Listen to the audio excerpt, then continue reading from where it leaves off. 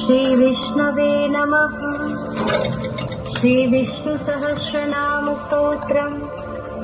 अस्य श्रीविष्णोर्दिव्यसहस्रनाम स्तोत्रमन्त्रस्य भगवान् श्रीविष्णुः परमात्मा देवता।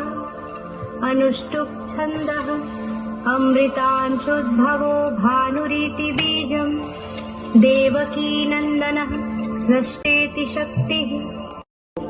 श्रीविष्णुः परमात्मा देव